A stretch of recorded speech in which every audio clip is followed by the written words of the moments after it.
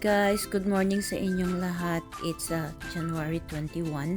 Magsisimula yung road trip ko from Quiapo. So ayan, paakyat tayo ng Quezon Bridge. Pupunta kasi ako sa kay Bunso. Interview niya ngayon sa US spousal visa niya sa US Embassy. So doon ako didiretso from work. Pinag-grab niya ako from Quiapo. So dito yung starting point ng road trip ko. So ayan, maganda yung pagkakuha ko ng video ngayon kasi nasa harap talaga ako nakasakay. So ayan, ang ganda ng nakukuha nating video. Loto na tayo. At yan, ayun, nasa left yung Metropolitan Theater, tapos yun yung overpass papuntang Divisoria, at dito naman sa gilid natin ay yung National Post Office. So ayan, bago dumating ng City Hall ay kakanan tayo sa Burgos Avenue. Yan, passing tayo ng National Museum. At sa right naman ay ang Gumborsa Monument. Doon tayo bababa sa yung may pila ng tao. Yan. So ayan, babaybayin lang natin yan, ang dire-diretso, yung Gorbos Avenue. Madadaanan natin dyan yung Round Table to the right. At kasunod naman ng Round Table ay yung Father Jose Burgos Monument. So, approaching na tayo ng Miguel Lopez de Legazpi and Andres de Ordaneta Monument. And tuloy-tuloy lang tayo dyan hanggang sa makarating tayo sa dulo kung saan tayo left turn. Ayan, so wait lang natin. Marami pang mga monuments na madadaanan dyan guys kaya lang hindi talaga masyadong visible kasi nakapokus tayo sa gitna ng highway.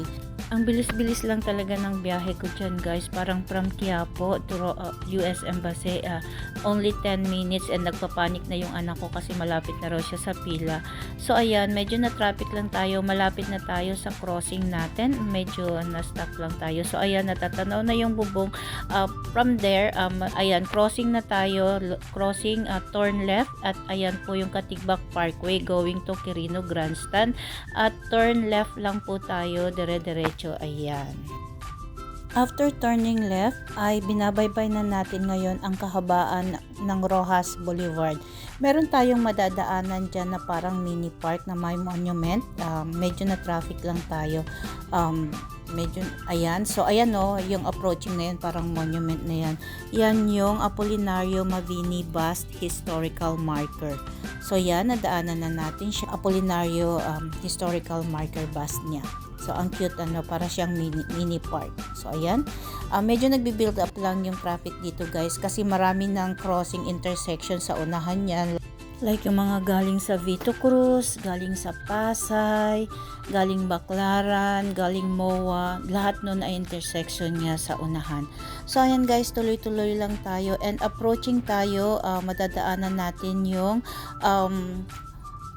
road going to Manila Ocean Park. So ayan guys, ayan yung papuntang Manila Ocean Park to the right. Ayan, malapad yan at maraming mga naka-park na sasakyan kasi yung mga visitors dyan. So malapit na talaga tayo guys going to US Embassy. So mag-entry na tayo sa service road ng US Embassy.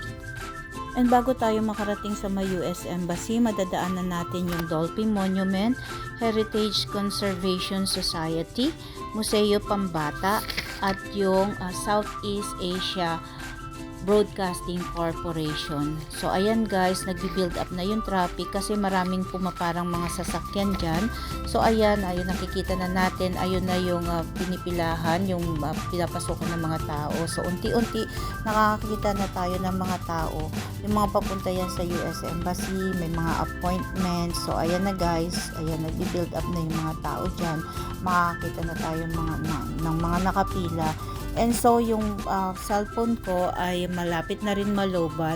So, ayan guys, papara na tayo dito sa gilid. Mag-i-stop na si kuya dyan. So, ayun yung pinapasukan. Ayan na yung pila ng mga tao. So, ito na guys. Ayan na. Nakapila na. Ang daming pila. Sabi ko nga sa anak ko, maagang pumila. So, ayan siya. Ang baby loves ko.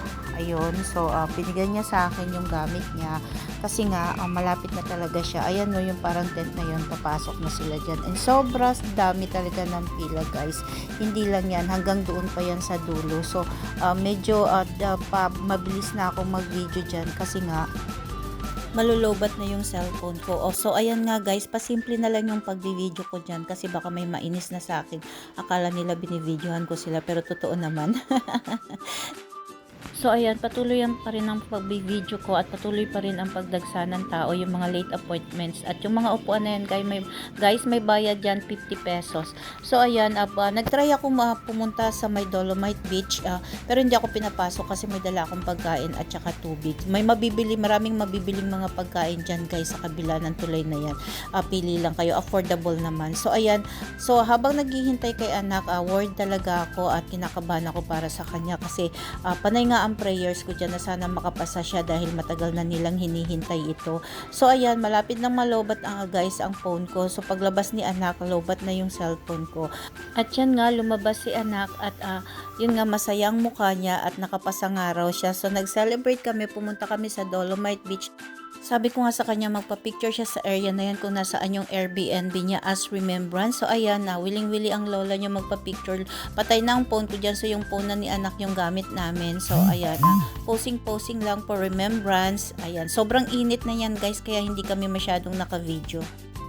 Pero init lang siya at si Mami Del ito, kaya ayan, posing to the max pa rin ang lola niya.